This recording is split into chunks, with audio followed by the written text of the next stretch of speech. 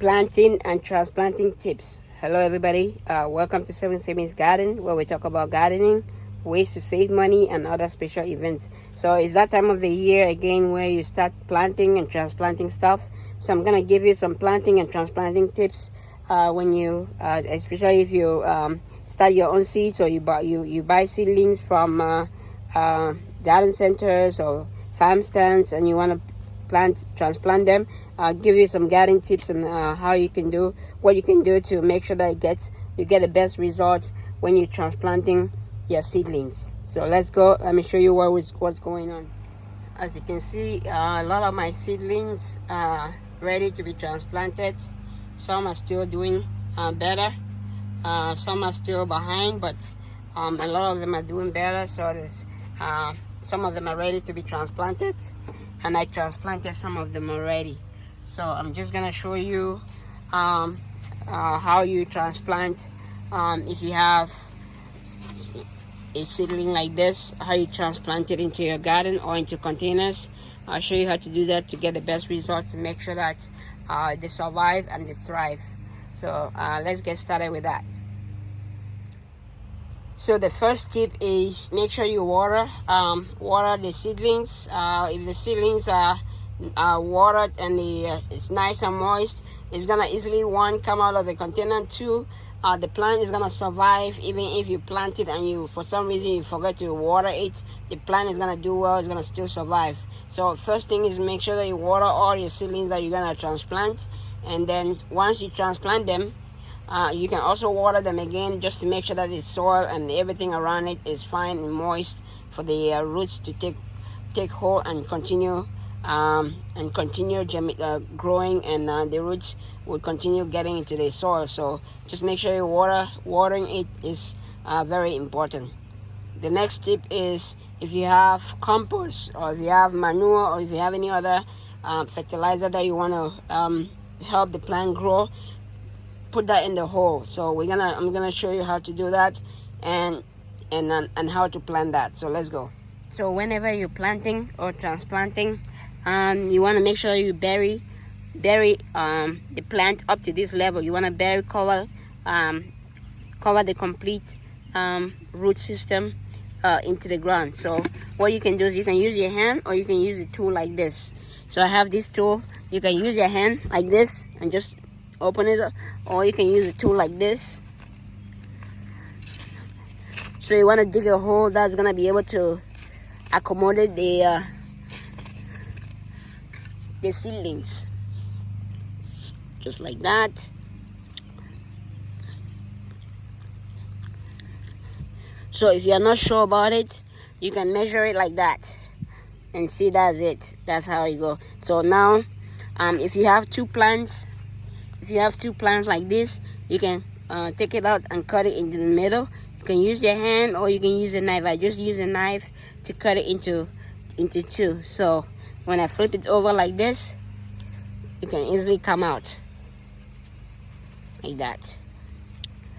So and it comes out like that. So I can take this one, so I cut it into two,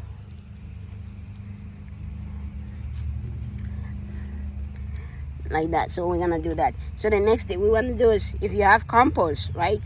Like I said, if you have compost, you can put some compost in there. If you have eggshells, you have any organic fertilizer or manure, you can put it in there, and then we plant. So let's do that. I have some blood meal here. Blood meal, if you have that, that's fine. If you don't have it, that's okay. And I'm putting like a teaspoon or half a teaspoon of blood meal into the hole before I put the other any other fertilizer that I have. Have some mycorrhiza. This mycorrhiza right here. You can, if you don't have that, that's fine. If you don't have it, that is fine. But if you have it, you can use it. You can use like half a teaspoon or a teaspoon of rock dust. I also use a handful of good quality compost. Warm compost is even better. Good quality compost like that, and you can just mix it up in there, what you have in there. the roots are easily gonna take hold of it and it's gonna do better. So now we're gonna plant our seedling. You want to put it in the middle like that, and then you use the soil just to close it up. Just want to make sure that it's upright. And what I usually do is I make it a little mound around it like that, so that way water can easily settle in here and just gets down into the root system.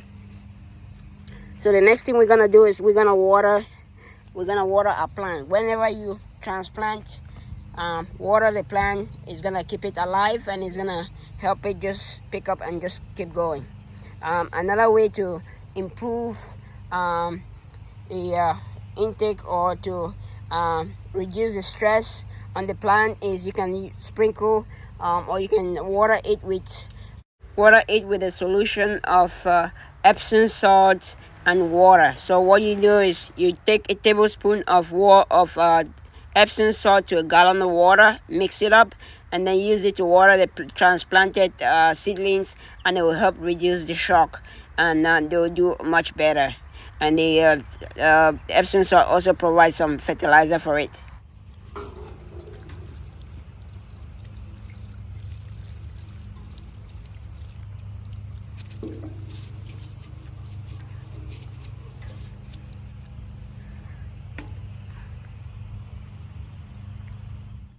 Okay, we're done planting, and those are some of the tips for transplanting. If you have any other tips or other great ideas, please leave them in the comment below.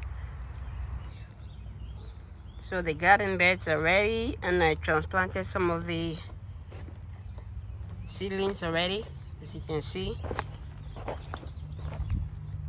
Transplanted some of the seedlings already into the garden, so I still have the rest of the garden to go. Okay, that is it for today. I hope you like the video. If you like the video, please smash the like button. If you haven't subscribed to the channel, please subscribe to the channel. It helps the channel out, and it also helps the channel grow. So subscribe to the channel, like the videos, and share the videos. Thanks for watching. Happy growing, everybody.